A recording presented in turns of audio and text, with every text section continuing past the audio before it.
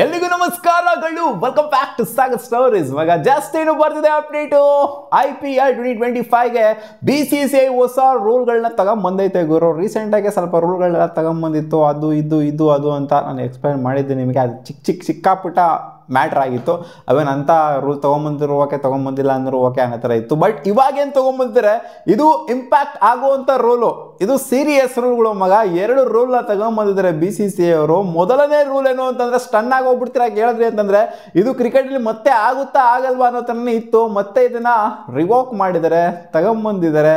ಅದೇ saliva on ball. ಎಂಜಲ ಹಾಕ್ಬೋದು ಅಂತ ಗುರು ಈ ಸೀಸನ್ನಿಂದ ಅಪ್ಡೇಟ್ ಕೊಟ್ಟಿದ್ದಾರೆ BCCI ಅವರು. ಇವತ್ತು ಕ್ಯಾಪ್ಟನ್ಸ್ಗಳ ಮೀಟಪ್ ಇದೆ, ಮುಂಬೈಯಲ್ಲಿ ಮೀಟಪ್ ನಡೀತಾ ಇದೆ. ಇಲ್ಲಿ ಎಕ್ಸ್ಪ್ಲೈನ್ ಮಾಡಿದ್ರಂತೆ BCCI ಅವರು, ಎಂಜಲು ಹಾಕಬಹುದು ಬಾಲ್ಗೆ ಅಂತ, ಶೈನ್ನ ಬರ್ಸೋದಕ್ಕೆ ಎಂಜಲ್ ಹಾಕ್ಬೋದು ಅಂತ.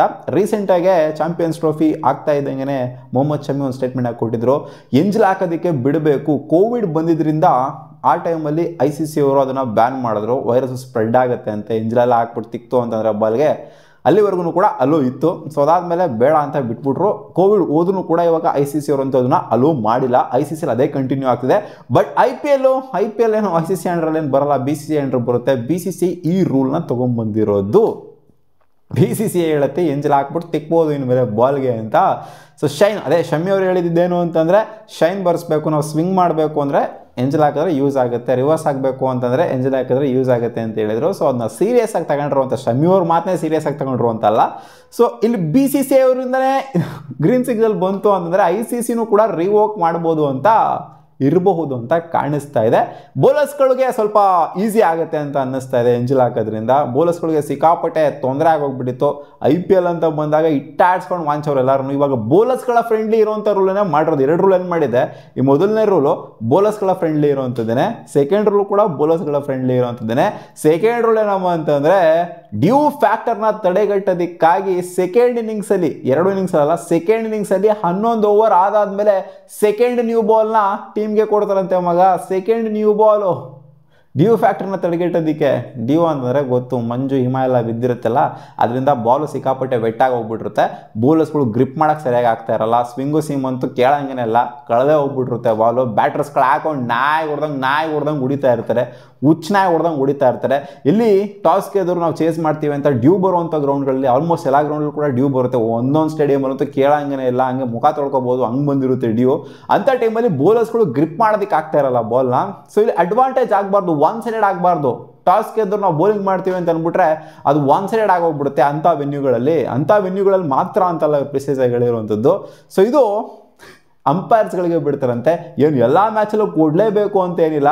ನ್ಯೂ ಬಾಲ್ನ ಸೆಕೆಂಡ್ ಇನ್ನಿಂಗ್ಸಲ್ಲಿ, ಫಸ್ಟ್ ಇನ್ನಿಂಗ್ಸಲ್ಲಿ ನ್ಯೂ ಬಾಲ್ ಕೊಡಲ್ವಂತೆ, ಸೆಕೆಂಡ್ ಇನ್ನಿಂಗ್ಸಲ್ಲಿ ಮಾತ್ರ ನ್ಯೂ ಬಾಲ್ನ ಕೊಡ್ತಾರಂತೆ. ಅಂದರೆ ಸೆಕೆಂಡ್ ಇನ್ನಿಂಗ್ಸ್ ಬರೋ ಅಷ್ಟಲ್ಲ ಆಲ್ಮೋಸ್ಟ್ ಎಷ್ಟು 9:30-10 ಗಂಟೆ ರೇಂಜಿಗೆ ಆಗಿರುತ್ತೆ. 9:30 ಅಂತ ಅಂದ್ಕೊಳ್ಳಿ, 10 ಗಂಟೆ ಮೇಲೆ ಅಂತ ಅನ್ಕೊಳ್ಳಿ. ಯಾಕಂದರೆ 11 ಓವರ್ ಮೇಲೆ ಹಾಕ್ಬೇಕಾದ್ರೆ 10 ಗಂಟೆ ಮೇಲಂತೂ ಖಂಡಿತ ಆಗಿರುತ್ತೆ. ಆ ಟೈಮಲ್ಲಿ ಸೆಕೆಂಡ್ ನ್ಯೂ ಬಾಲ್ನ ಕೊಡ್ತಾರಂತೆ. ಇವಾಗ ಟೋಟಲ್ ಆಗಿ ಒಂದು ಮ್ಯಾಚ್ಗೆ 3 ಬಾಲು ಆದಂಗೆ ಆಗುತ್ತೆ. ಫಸ್ಟ್ ಇನ್ನಿಂಗ್ಸಲ್ಲಿ 1 ಬಾಲು, ಫಸ್ಟ್ ಇನ್ನಿಂಗ್ಸಲ್ಲಿ 2 ಬಾಲ್ ಕೊಡಲ್ಲ. ಸೆಕೆಂಡ್ ಇನ್ನಿಂಗ್ಸಲ್ಲಿ ಅರ್ಲಿಯಾಗೆ 1 ಬಾಲು, ಆಮೇಲೆ 11 ಓವರ್ ಆದಮೇಲೆ 1 ಬಾಲ್ನ ಕೊಡುವಂಥ ಒಂದು ನಿಯಮನ BCCI ಇವಾಗ ತೊಗೊಂಬಂದಿದೆ. ಆ್ಯಂಡ್ ಕೊಡಲೇಬೇಕಾ ಸೆಕೆಂಡ್ ನ್ಯೂ ಬಾಲ್ನ ಅಂದರೆ, ಸೆಕೆಂಡ್ ಇನ್ನಿಂಗ್ಸಲ್ಲಿ ಸೆಕೆಂಡ್ ನ್ಯೂ ಬಾಲ್ನ 11 ಓವರ್ ಆದಮೇಲೆ ಕೊಡಲೇಬೇಕಾ, ಕಂಪಲ್ಸರಿನ ಇದು ಅಂತ ಕೇಳಿದ್ರೆ ಇಲ್ಲ, ಆ ಥರ ಏನಿಲ್ಲ.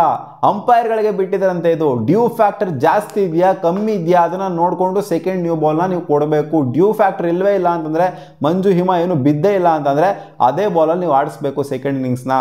ಸೆಕೆಂಡ್ ನ್ಯೂ ಬಾಲಲ್ಲೇ, ಥರ್ಡ್ ನ್ಯೂ ಬಾಲೆಲ್ಲ ಕೊಡುವಂಥದ್ದು ಇಲ್ಲ ಅದರಲ್ಲಿ ಅಂತ ಹೇಳಿದ್ರಂತೆ. ಆ್ಯಂಡ್ ಆಫ್ಟರ್ನೂನ್ ಮ್ಯಾಚ್ಗಳಿಗೆ ಇದು ಎಫೆಕ್ಟಿವ್ ಆಗೋದಿಲ್ಲ. ಆಫ್ಟರ್ನೂನ್ ಮ್ಯಾಚಿಗೆ ಬರೀ 2 ಬಾಲು, ಫಸ್ಟ್ ಇನ್ನಿಂಗ್ಸಲ್ಲಿ 1 ಬಾಲು, ಸೆಕೆಂಡ್ ಇನ್ನಿಂಗ್ಸಲ್ಲಿ 1 ಬಾಲು, 11 ಓವರ್ ಆದಮೇಲೆ ಕೊಡುವಂಥದ್ದೆಲ್ಲ ಬರೋದಿಲ್ಲ. ಯಾಕಂದರೆ ಡ್ಯೂ ಫ್ಯಾಕ್ಟ್ರು ಆಫ್ಟರ್ನೂನ್ ಮ್ಯಾಚ್ಗೆಲ್ಲ ಏನೂ ಬರೋದಿಲ್ಲ. ಸೊ ಇದು ಈವ್ನಿಂಗ್ ಮ್ಯಾಚ್ಗಳಿಗೆ ಮಾತ್ರ ಅಂತ ಕ್ಲಿಯರ್ ಕಟ್ಟಾಗಿ ಕ್ಲಾರಿಟಿನ ಕೊಟ್ಟಿದ್ದಾರೆ. ಸೊ ಇದು ಬೌಲರ್ಸ್ಗಳ ಫ್ರೆಂಡ್ಲಿ ಆಗಿರುವಂಥದ್ದು. IPLಗೆ ಯಾವಾಗಲೂ ಬ್ಯಾಟರ್ಸ್ಗಳ ಫ್ರೆಂಡ್ಲಿ ಆಗಿರುವಂಥ ರೂಲ್ಸ್ಗಳನ್ನ BCCI ತೊಗೊಂಬರ್ತಾ ಇತ್ತು. ಬಟ್ ಈ ಸಲ ಹೋದ್ಸಲ ನಾಯಿ ಹೊಡೆದಿರೋದನ್ನ ನೋಡ್ಬಿಟ್ಟು ಇವ್ರು ಟ್ರಾವೆಲ್ಸ್ ಸೆಟ್ ಬೇರೆ ನಾವು 300 ಹೊಡಿಬೇಕು ಅಂತ ಎಲ್ಲ ಈ ಸೀಸನ್ನು ಬೆಂಕಿ ಸ್ಟೇಟ್ಮೆಂಟ್ಗಳನ್ನ ಕೊಡ್ತಾ ಇದ್ದಾರೆ. ಸೊ ಇದನ್ನೆಲ್ಲ ನೋಡಿದಂಥ BCCI ನಮ್ಮ ಮಕ್ಕಳು 300-400 ಆ ರೇಂಜ್ಗೆಲ್ಲ ಟಾರ್ಗೆಟ್ ಇಟ್ಕೊಂಡವ್ರ, ಇದೇನು ಅನ್ಕೊಂಡಿದ್ದಾರೆ ಅಂತ ಅಂದ್ಕೊಂಡು ಬೌಲರ್ಸ್ಗಳಿಗೆ ಸ್ವಲ್ಪ ಫ್ರೆಂಡ್ಲಿ ಆಗಿರುವಂಥ ರೂಲ್ನ ತೊಗೊಂಬಂದ್ರೆ ನನಗಂತೂ ಖುಷಿ ಆಗಿದೆ. ಯಾಕೆಂತಂದರೆ ಬೌಲರ್ಸ್ಗಳು ಪಾಪ ನಾಯಿ ಓಡಿಸ್ಕೊಂಡವ್ರು ಇವರು ಬಾಲ್ ಗ್ರಿಪ್ ಆಗ್ತಾ ಇರದೇ ಇರೋಂಥ ಟೈಮಲ್ಲಿ ಡ್ಯೂ ಫ್ಯಾಕ್ಟರ್ ಇರೋಂಥ ಟೈಮಲ್ಲಿ ಈ ಕಡೆ ಸ್ವಿಂಗೂ ಆಗ್ತಿಲ್ಲ, ಏನೂ ಆಗ್ತಿಲ್ಲ, ಈ ಕಡೆ ಹಿಂಜಲು ಹಾಕಂಗಿಲ್ಲ, ಏನೂ ಹಾಕಂಗಿಲ್ಲ, ಸುಮ್ಮನೆ ಎತ್ತು ಹುಚ್ಚ ಹೋದಂಗೆ ಓಡ್ ಬಂದು ಬಾಲ್ ಎಸಿಬೇಕಾಗಿತ್ತು ಅಷ್ಟೇನೆ. ಯಾಕಂದರೆ ಸೆಕೆಂಡ್ ಇನ್ನಿಂಗ್ಸಲ್ಲಿ ಎಷ್ಟು ಕಷ್ಟ ಇರುತ್ತೆ ಬೌಲಿಂಗ್ ಮಾಡೋದು ಅಂತ ಗೊತ್ತಿರೋದು. ನಮ್ಮ ಚಿನ್ನಸ್ವಾಮಿ ಮುಂಬೈ ಅಂತ ವೆನ್ಯೂಗಳಂತೂ ಕೇಳಂಗೇನೆ ಇಲ್ಲ, ಸ್ವಲ್ಪನೂ ಕೂಡ ಏನೂ ಹೆಲ್ಪ್ ಇರೋದಿಲ್ಲ ಬೌಲರ್ಸ್ಗಳಿಗೆ ಸೆಕೆಂಡ್ ಇನ್ನಿಂಗ್ಸಲ್ಲಿ, ಆ ಥರ ಆಗೋಗ್ಬಿಟ್ಟಿರ್ತೈತೆ ವಿಕೆಟು. ಸೊ ಅಂಥ ಟೈಮಲ್ಲಿ ಇವಾಗ ತೊಗೊಂಬಂದಿರುವಂಥ ರೂಲ್ಸ್ ಏನಿದೆ ಸಿಕ್ಕಾಪಟ್ಟೆ ಯೂಸ್ ಬರುತ್ತೆ ಅಂತ ಅಂದ್ಕೊಂಡಿದ್ದೀನಿ. ಬೌಲರ್ಸ್ಗಳು ಖುಷಿಯಾಗಿರ್ತಾರೆ. ಶಮ್ಮಿ ಅಂತೂ ತಿಪ್ಪರ್ಲಾಗ ಹೊಡೆದ್ಬಿಡ್ತಾರೆ ಈ ರೂಲ್ನ ಕೇಳಾದ್ಮೇಲೆ. ಸೊ ನೋಡೋಣ ಈ ರೂಲು ಯಾವ ಥರ ಎಫೆಕ್ಟಿವ್ ಆಗಿ ಮ್ಯಾಚ್ಗಳಲ್ಲಿ ಇಂಪ್ಲಿಮೆಂಟ್ ಆಗುತ್ತೆ ಅಂತ. ನಿಮಗೆ ಅನ್ನಿಸ್ತು ಈ ಎರಡು ಹೊಸ ರೂಲು BCCI ತೊಗೊಂಬಂದಿರುವಂಥದ್ದು? ಕಾಮೆಂಟ್ ಸೆಕ್ಷನ್ ಕಾಮೆಂಟ್ ಮಾಡಿ ತಿಳಿಸಿ. ವಾ.